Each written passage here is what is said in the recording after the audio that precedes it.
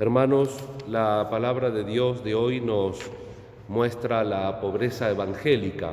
Tenemos, el lunes tuvimos la fiesta de San Mateo y no leímos las lecturas del propio, pero del lunes a hoy nos acompañó rápidamente unas pinceladas del libro de los Proverbios.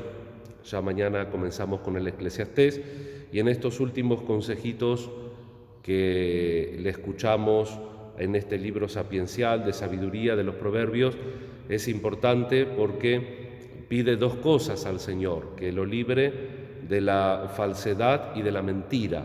Es muy importante vivir en la realidad. En general, salvo que uno, digamos así, institucionalmente o haga una mentira muy elaborada que realmente perjudique al otro, por ejemplo, haciéndolo perder el trabajo o gravemente la fama, en general las mentiras perjudican más al que las dice que al que las escucha, porque inclusive muchas veces nosotros nos damos cuenta cuando alguien nos está mintiendo, sea porque o tergiversa la realidad o sea porque está cambiando, aumentando, quitando, sacando, poniendo, no sabemos bien, pero entendemos que algo por ahí no funciona.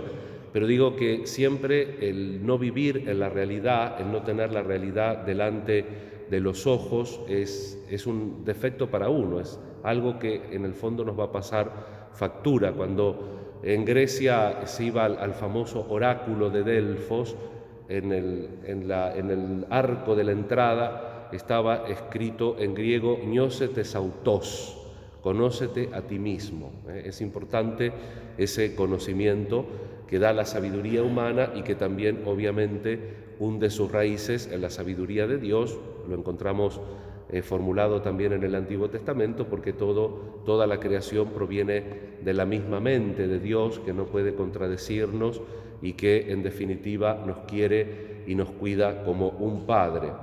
Y después el tema del equilibrio: no me des ni mucha pobreza ni mucha riqueza, porque si tengo mucho me voy a empezar a perder con cositas tontas. Y si tengo poco, claro, son un poco, en el Antiguo Testamento son un poco dramáticos. Y si me faltan pan voy a salir a robar. Tampoco era necesario.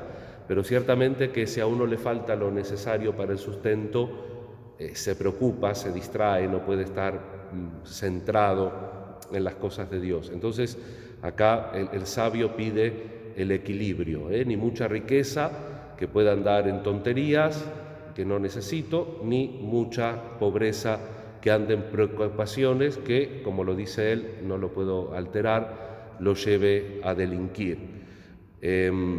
Tu palabra es lámpara para mis pasos, dice el Salmo. En definitiva, es esto lo que pide el libro de los Proverbios, que nosotros nos dejemos iluminar por la palabra y por la sabiduría de Dios.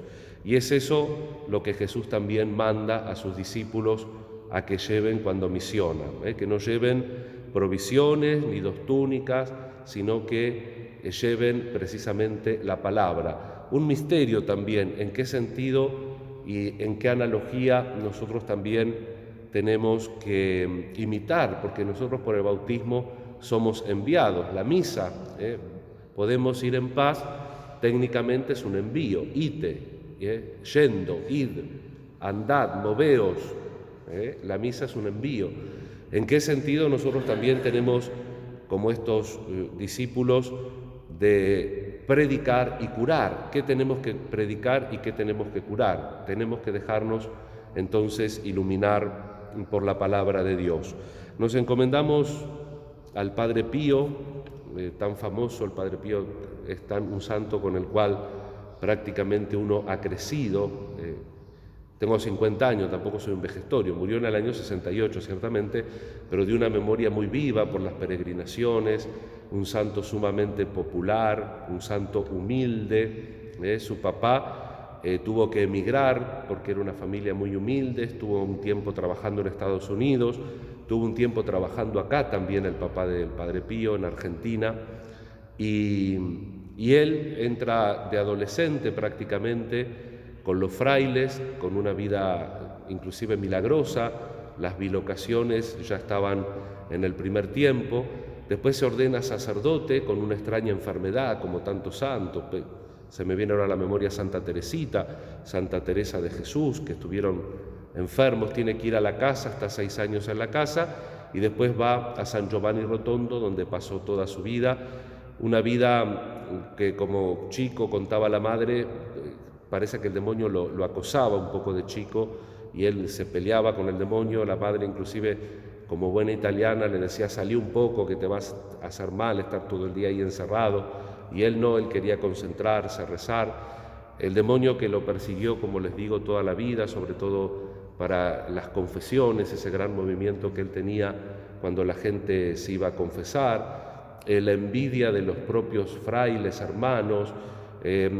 Por mucho tiempo estuvo también asediado por la Santa Sede, muchos también que se acercaban a él porque movía mucho prestigio, mucha gente, mucho dinero, que en ningún caso malversó, sino que totalmente lo daba, porque eso lo investigaron 25.000 veces.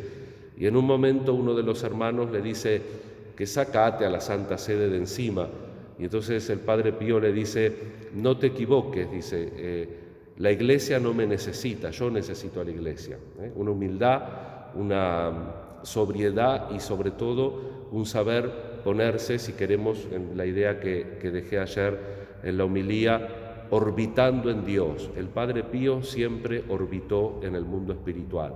Y si bien llegó a fenómenos extraordinarios como las bilocaciones, como las predicciones en la confesión, como los estigmas, que también lo torturaron muchísimo porque eran unos estigmas con exudación, que es decir, varias veces vinieron a torturarlo, porque para él era una tortura mostrarlos, y después inclusive milagrosamente cuando murió desaparecieron.